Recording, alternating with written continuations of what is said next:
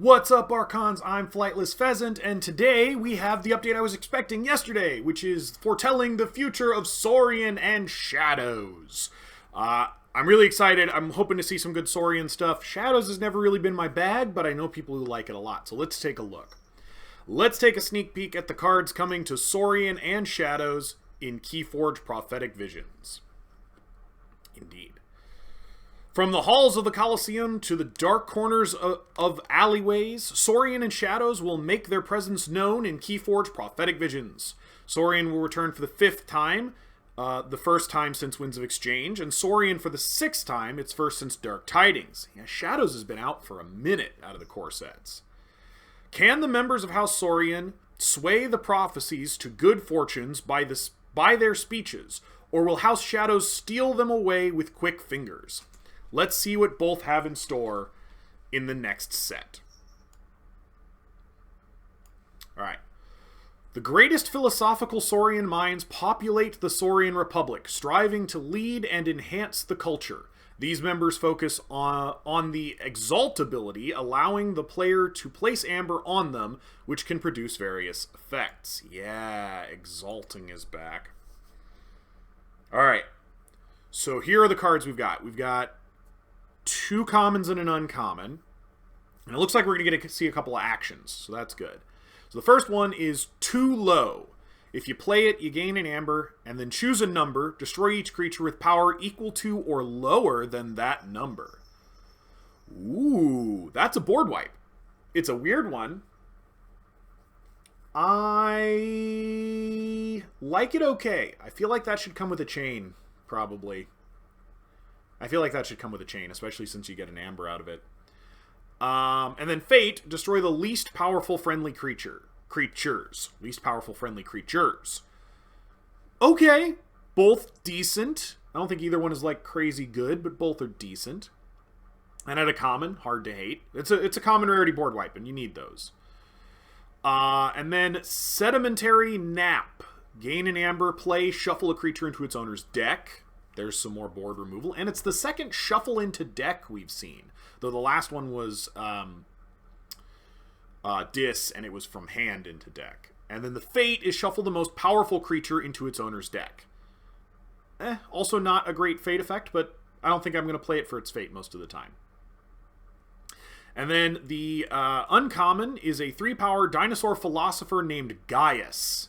He has After Reap, ward each friendly creature with amber on it. Nice. Love to see that protection. And Scrap, ward a friendly creature. Yeah, okay, both good. Yeah, no complaints. I can see that one working out very well. Let's start with the action Too Low. This card gives you 1 amber just for playing it. You can then choose a number and destroy each creature with that power or lower. This can be a great way to clear a board if you're having trouble doing so, or to get rid of several weaker creatures to leave your more powerful ones room to spread their claws. You can also put it under a prophecy card, get your opponent to trigger it, and use the Fate ability to destroy the least powerful friendly creatures. This means if several 2-power creatures on your opponent's field tie for the lowest, no need to decide which one gets destroyed. They all do. Yeah, very good. Very, very good. And then Sedimentary Nap is another action card that gives you an amber for playing it. This card sees you shuffle a creature into its owner's deck upon play. This can be a helpful way to get rid of a card that you're having a tough time getting off the field. It may mean seeing it again in the not-so-distant future, but you might have found a different answer for it when the time comes around. It also has a Fate ability that shuffles the most powerful creature into its owner's deck. Yeah, both good. Both good effects. I prefer the normal play effect, partially because it gives me an amber, but yeah. And then finally we take a look at Gaius. This 3-power creature reads After Reap, ward each friendly creature with amber on it. With the number of cards allowing you to exalt a creature, this can be a nice combo to then fill your battle line with warded creatures, making it harder to get rid of your battle line. If you don't think it will last long on the field, go ahead and use its Scrap effect and just ward a creature right away. As a reminder, Scrap effects take place when you discard a card with a Scrap effect during your turn. Yeah. Like I said, Scrap is an evergreen mechanic. We're going to be seeing it from now on, which is fine. But yeah, it's kind of neat. Okay, yeah, Saurian looks fine. More destruction than I was expecting, or more like board disruption than I was expecting. But, it's only 3 cards. It's hardly a full overview of the house. And then we're going to look at Shadows. Turning our attention to Shadows, be prepared to sneak around for a victory. These members prepare to be elusive and swipe away the amber from their opponents. But that's why they're bringing to the table... But here's what they're bringing to the table in Keyforge Prophetic Visions. Oh my gosh, guys, I'm just not able to read today. Okay, looks like we have a common, an uncommon, and a rare. And we get an artifact this time, so that's kind of cool. Still a supreme lack of flavor text. I'm really hoping these previews are not fully finalized and there will be more flavor text, but like, GG.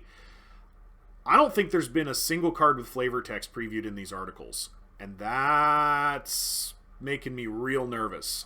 Making me real nervous. Anyway, let's look at the common. 2-power elf thief with named Thunk with play, deal 2 damage to an enemy creature and exhaust it. Okay, I like that. Or fate, destroy each exhausted creature. Oh, that could also be good if you pull it off at the right time. No, that could be really good. Okay, yeah. Especially because Unfathomable's not in the set. So your opponent's ability to exhaust your creatures during their turn is going to be pretty low. Yeah, I think that could be really good. The uncommon is Brutal Consequences. If you play it, deal 3 damage to a creature. If this damage destroys that creature, purge it. Ouch. Wow, that is brutal. It's like a oubliette, except it does damage, so it can actually purge things bigger than 3.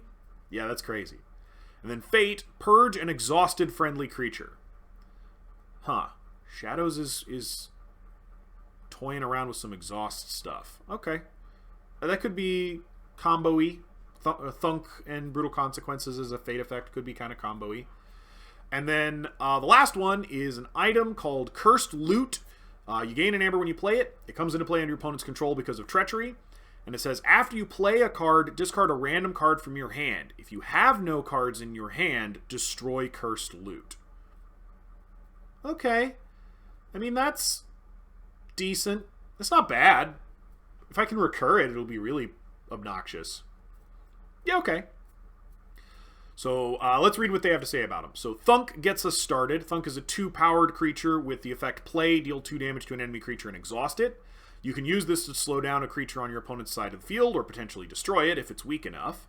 It also comes with a fate effect, destroy each exhausted creature. The timing on this will be heavily reliant on the prophecy card fulfilled by your opponent, but with Thunk being a common card, you'll be able to give your opponent's creatures a thunk on the head and then seal their fate to destruction. Yeah, potentially. Seems good. Of course, battles come with brutal consequences. This uncommon action card has the play effect, deal 3 damage to a creature. If this damage destroys that creature, purge it. This can be devastating if your opponent used on the right card. So be mindful when of the timing to use this. You can have an even more devastating effect if you find the fate effect to trigger at the right time. This will instead purge each exhausted creature on your opponent's side. Each exhausted? Purge an exhausted friendly creature. Not each. An. I wonder which one it's supposed to be. GG, fix it. And make a big deal about it so I know which one it is. And what's said about prophecies and fates wouldn't involve a little bit of curses? Okay, sure. Cursed Loot is an artifact with the treachery effect. This means it comes into play. It is played on your opponent's side of the field. It then forces your opponent to discard a random card after each time they play a card. If they have no cards in hand, Cursed Loot is destroyed. This can be a disruptor to your opponent's plans if it hits the right cards upon discarding. Yeah. Due to the discard taking place after an opponent plays a card, it could lead to Cursed Loot remaining on the field for quite a bit if your opponent is unable to play enough cards out of their hand or doesn't have artifact removal. Potentially, but I think it's probably going to get removed pretty fast. But it's still going to be really disruptive. Oh, I suppose, though, after play discard a random might make it kind of hard to make sure you have the cards to pull it off. Yeah, okay. Now we're going to look at what's coming back. We have Axiom of Grisk. Love it. Axiom of Grisk, absolutely one of my favorites. Imperial Scutum, good. Stomp, great. Love to see a Stomp. Orator Hisato. Yeah, okay. And Primus Ungus. This one is each friendly creature gets +2 power for each amber on Primus Ungus. Wow. Dang, that's ridiculous. And then for Shadows, we have Urchin, nice. Miasma, great. Borrowed, yes. Lucky Dice, okay. And Dipeno Spymaster. Okay. Yeah. All very good. Saurian and Shadows looking good. Shadows is a little less steel and a little more, like, destroy, exhaust, disrupt. This whole set is very disruption heavy. Very, very, very disruption heavy. But I kind of like it. Saurian's the first house I've seen that seems to not be as disruption heavy and might do a few more combo-y things, but broadly it's still a lot of disruption. And we're seeing more board removal, which is good because you need good board removal in this game. It's just kind of necessary. Yeah. This looks good. I assume tomorrow we'll get Star Alliance and Untamed, unless Ghost Galaxy decides to throw me another curveball. But yeah, I'm getting really hyped, guys. I'm actually like really excited. I think this is going to be a good set. I think we're going to get a lot of really good disruption, and I prefer a control strategy, so that I'm going to like this a lot. My only complaint is it looks like there will be no more sealed Amber Skies at any of the Vault Tours. It's all going to be Prophetic Visions because of when Prophetic Visions comes out. That's a problem, Ghost Galaxy. Do something about it. Look me in the eyes. Do something about it. Amber Skies deserves a chance to get played at Vault Tours for a chance to win your way into Worlds. I realize that they had one at Worlds. No, that's not enough. You need to give Amber Skies a chance to win its way into Worlds at Vault Tours. I realize that Prophetic Visions will be the newest set by then. And I realize that Winds of Exchange only got one chance to win its way to Worlds last year.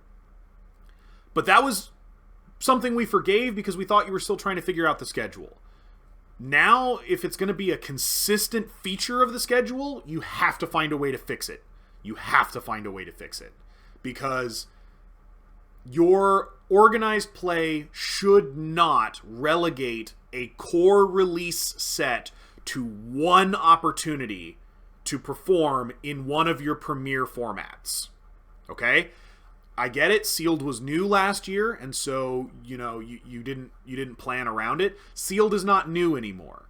You need to be able to make sure every premier set, every core set gets multiple opportunities to win its way in your format, in your premier format, in your core formats.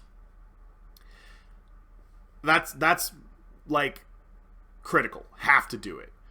I don't know how you're going to do it. I hope that you're just going to say, hey, it's going to be Amber Skies for the first couple of Vault Tours, and then we'll transition to Prophetic Visions midway through, sometime in like June or July, so that the first couple get to be Amber Skies, and then the last few get to be Prophetic Visions. And then hopefully, my hope is, you'll also do a 3-month rotation on the Game Founds, so that we don't have one right in the middle of tax season and the other right in the middle of Christmas shopping. And if that were the case, then you'd be launching the Game Found for the next campaign around the time you'd be doing Sealed for Prophetic Visions. I'm not saying keep Prophetic Visions out of Archon and Alliance. I'm saying let me have more opportunities to win a Worlds qualifying event in Sealed with Amber Skies. That's all I'm saying. Because one chance is not enough. And actually, we didn't even get one chance with Winds of Exchange because there was no Sealed at the last KFC. So, yeah. Find a way to deal with it. Announce an article. Do something about it. Because Sealed is my format, and Amber Skies looks like a ton of fun. And the thought that I only got one chance to qualify for Worlds on Amber Skies in the entire organized play season is not acceptable. There's got to be a way to deal with this, in my opinion. And I'm a Sealed player, so this is what I'm going to gripe about. But the previews are looking great. I'm looking forward to Prophetic Visions. yeah, tell me your thoughts down in the comments, and we'll start some discussion. And that's all I have for you today. So until next time, later, Archons.